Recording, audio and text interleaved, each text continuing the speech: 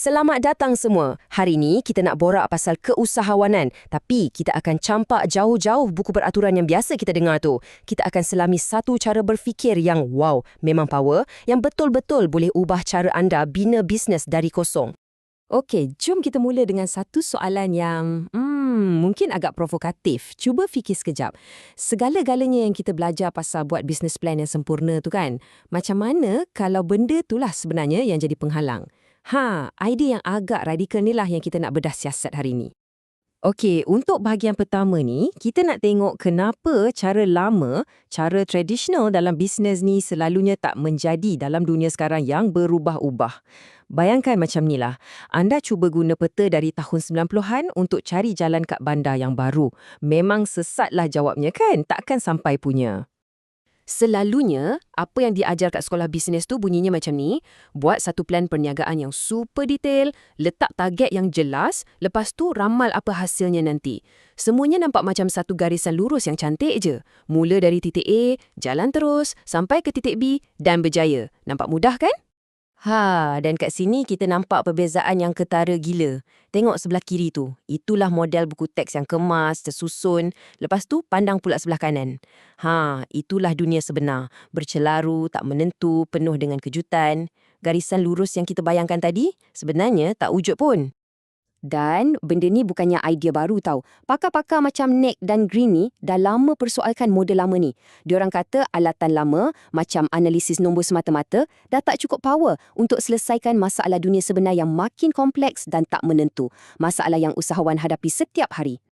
Jadi, kalau peta lama dah tak boleh pakai, apa kita nak guna? Jawapannya, kita perlukan kompas. Kompas yang boleh tunjuk arah walaupun kita tak tahu destinasi sebenar. Jom kita masuk ke bahagian penyelesaiannya. Satu cara fikir yang sangat hebat, yang diinspirasikan dari dunia reka bentuk. Pemikiran reka bentuk ni, ia bukan setakat buzzword tau. Ia satu proses yang sangat aktif, sangat praktikal. Kuncinya ada pada kitaran ni. Berfikir sambil buat dan buat sambil berfikir. Maksudnya, kita bukan duduk terperap merancang je. Tapi kita keluar, kita bina sesuatu, kita uji dan kita belajar dari situ. Ulang, ulang dan ulang. Ini membawa kita kepada satu lagi konsep yang sangat penting. Effectuation. Fikirkan perbezaan ni.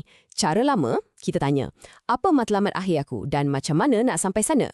Tapi dengan effectuation, kita tukar soalan tu jadi, apa yang aku boleh buat sekarang ni dengan apa yang aku ada di tangan? Nampak tak?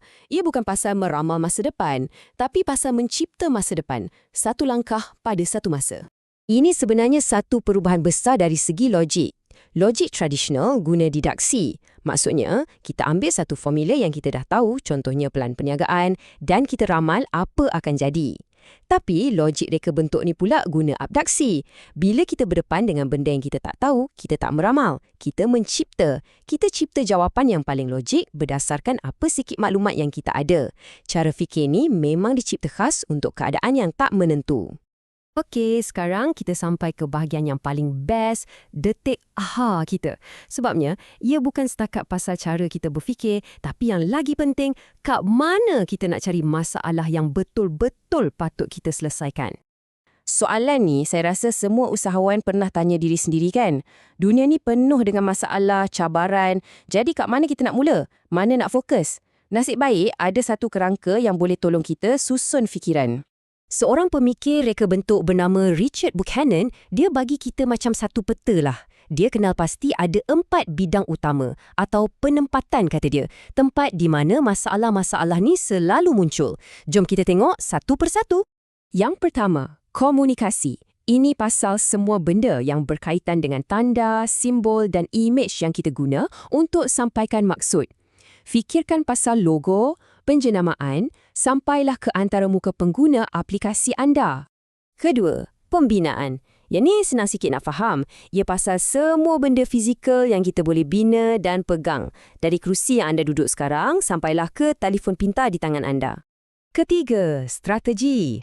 Yang ni pasal benda-benda yang kita tak nampak. Macam proses, perkhidmatan dan perancangan. Contohnya, modal perniagaan, cara kita layan pelanggan atau macam mana kita uruskan logistik. Ia pasal cara kita susun tindakan untuk capai matlamat.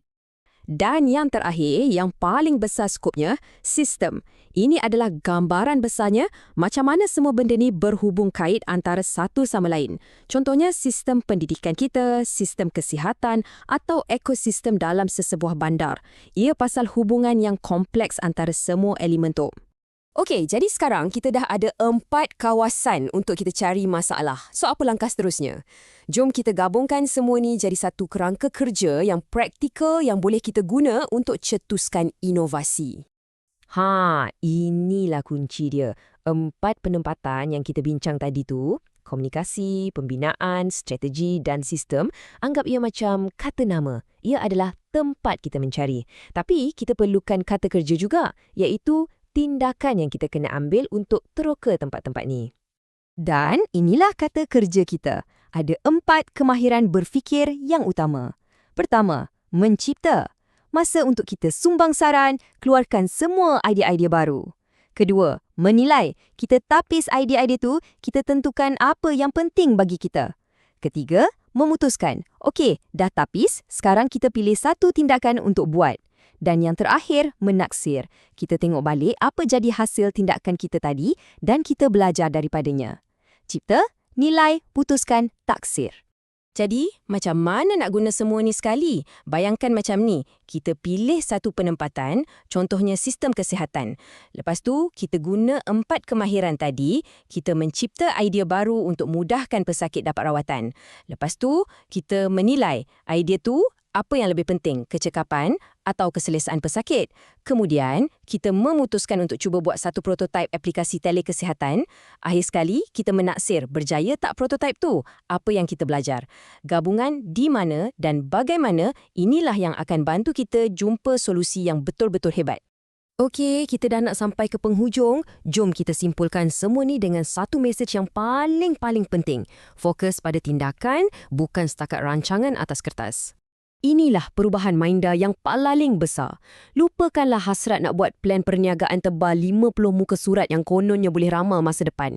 Itu mustahil. Sebaliknya, matlamat kita sekarang ialah untuk keluar dari bilik, pergi bertindak, bina sesuatu, jumpa pelanggan dan belajar dari pengalaman sebenar. Itulah yang lebih berharga. Petikan ni memang merumuskan semuanya dengan padat.